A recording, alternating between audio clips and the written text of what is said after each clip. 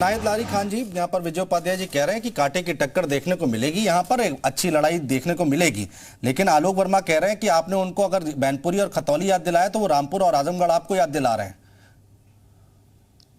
देखिए अनुज जी, आप ये समझिए कि उत्तर प्रदेश हमेशा इतिहास रचता है और पहले भी उत्तर प्रदेश ने इतिहास रचा 1977 में, जब सत्ता दल सहित प्रधानमंत्री चुनाव हारी। वही इतिहास दोबारा 2024 के चुनाव में पुनः उत्तर प्रदेश की जनता जो है इतिहास रचेगी। और ये जो आप डिबेट अभी कर रहे हैं कि बीजेपी का ये आपने अभी तो इनका संगठन तैयार ही नहीं हुआ, अभी तो केवल कागजों में है, जब से आप डिबेट भी कर रहे हैं। कोई बात नहीं, आपका चैनल है, आपकी इच्छा, आप डिबेट करिए, लेकिन मतलब बीजेपी खांसेगी छीकेगी तो भी डिबेट हो जाएगा।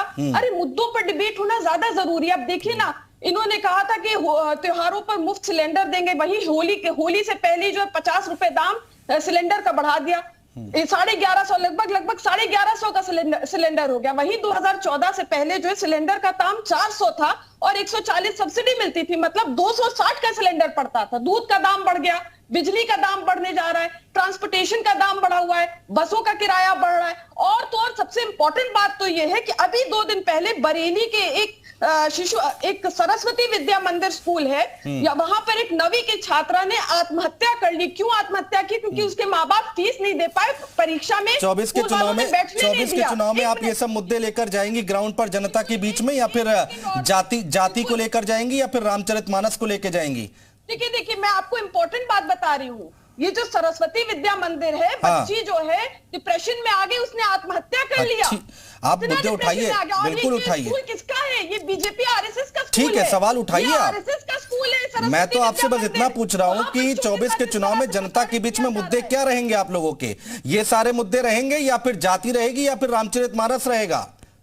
देखिए हम तो समाजवादी पार्टी तो निरंतर जनमानस के मुद्दे उठाती रही है। बेरोजगारी जिस तरह से चरम पर है, महंगाई जिस तरह चरम पर है, लॉ एंड ऑर्डर तो ध्वस्त है। उत्तर प्रदेश में तो सरकार नाम की चीज नहीं है। महिलाओं और बच्चों के साथ उत्पीड़न चरम पर है। आलोक वर्मा जी जवाब दीजिए, नायब लारी खान का जवाब दीजिए। लारी साहिबा सब कुछ भूल गई, लेकिन प्रयागराज के बारे में इन्होंने कुछ नहीं बोला। अतीक अहमद से किस तरह का इनका रिश्ता रहा है, इसके बारे में इन्होंने कुछ नहीं बोला। अखिलेश यादव जी, इनके जो पार्टी के सुप्रीमो हैं, उनके साथ किसी की तस्वीर भी नुमाया हुई थी, सोशल मीडिया में आई थी। उस तस्वीर के बारे में इन्होंने कुछ नहीं बोला। 2017 के पहले जो उत्तर प्रदेश था, लारी साहिबा चाहती हैं कि उत्तर प्रदेश उसी गर्त में चला जाए। लेकिन उत्तर प्रदेश के लोग, मुझे लगता है कि बहुत 21वीं सदी के लोग हैं, अब बहुत ज्यादा अब उन्हें समझ में आ गया है कि 2017 के पहले का उत्तर प्रदेश हमको बनाना है, कि 2017 के बाद जिस तरीके से परिवर्तन आया है उत्तर प्रदेश में, जिस तरीके से उत्तर प्रदेश आगे की तरफ बढ़ रहा है, जिस तरीके से अंतिम पायदान पर जो लोग खड़े हैं उनके साथ सरकार खड़ी है। सबका साथ, सबका विकास, सबका विश्वास और सबके प्रयास की बात आज हो रही है। जाति जमात कहीं दूर चला गया है, जाति जमात की सियासत कहीं दूर चली गई है। तो मुझे लगता है कि उत्तर प्रदेश के लोग आज जानते हैं कि किसके साथ खड़े रहना है, किसके साथ नहीं जाना है। अखिलेश यादव जी डिजर्व नहीं करते, डिजायर करते हैं, और बार बार डिजायर करते हैं। बार बार उनकी इच्छा है कि मुख्यमंत्री बन जाए, हो सकता है कोई नौबत आ जाए। आजकल वो उत्तर प्रदेश नहीं संभाल रहे हैं। अभी लारी साहिबा बता रही थी, पता नहीं कहां चले गए थे, साउथ इंडिया में कहीं किसी नेता से मिलने चले गए थे। उत्तर प्रदेश संभल नहीं रहा है। दुनिया देख रहे हैं, जल्दी से दूसरे प्रदेश में चले जा रहे हैं। जी, ये बैक टू बैक जो इलेक्शन भारतीय जनता पार्टी जीत रही है, ये लूप होल्स कहां? या तो विपक्ष में कोई कमी है, या तो बीजेपी बहुत अच्छे से खेल रही है और लड़ रही है।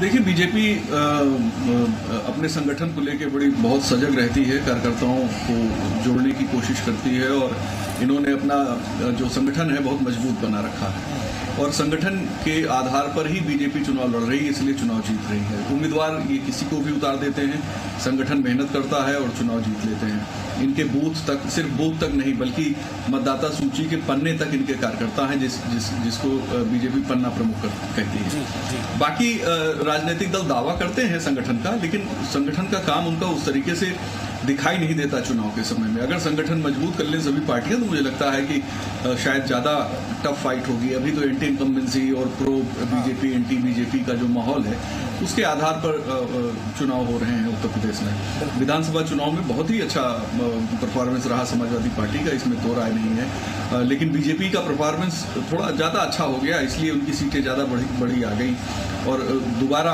सरकार इनकी बन गई। तो मुझे लगता है कि लोकसभा चुनाव में चूंकि जो परफॉर्मेंस 2019 की थी, उसको देखते हुए पार्टियों को और मेहनत करनी चाहिए और निश्चित तौर पे सभी पार्टियां 24/7 राजनीति करें और अपने कार्यकर्ताओं को सम्मान दें, कार्यकर्ताओं से नेता मिले जुले और बूथ पे मजबूती लाएं ताकि जनता। बिल्कुल, बहुत शुक्रिया आप सभी मेहमानों का हमारे साथ जुड़ने के लिए। समय इतना ही था, नहीं तो आगे आप लोगों की बात जरूर ले पाते, लेकिन फिलहाल के लिए बहुत शुक्रिया बातचीत करने के लिए, चर्चा करने के लिए। देखना होगा कि बीजेपी अपना मेकओवर कर रही है और 24 के चुनाव की तैयारी कर रही है और समाजवादी पार्टी अपने तरीके से आगे बढ़ रही है। देखना होगा कि क्या कुछ नतीजे आएंगे, किस तरह की तस्वीरें अभी चुनाव से पहले और नई नई तस्वीरें निकलकर सामने आएंगी, वो देखना बहुत दिलचस्प होगा। फिलहाल यूपी मांगे उत्तर देख रहे थे आप, बने रहिए जी उत्तर प्रदेश उत्तराखंड के साथ।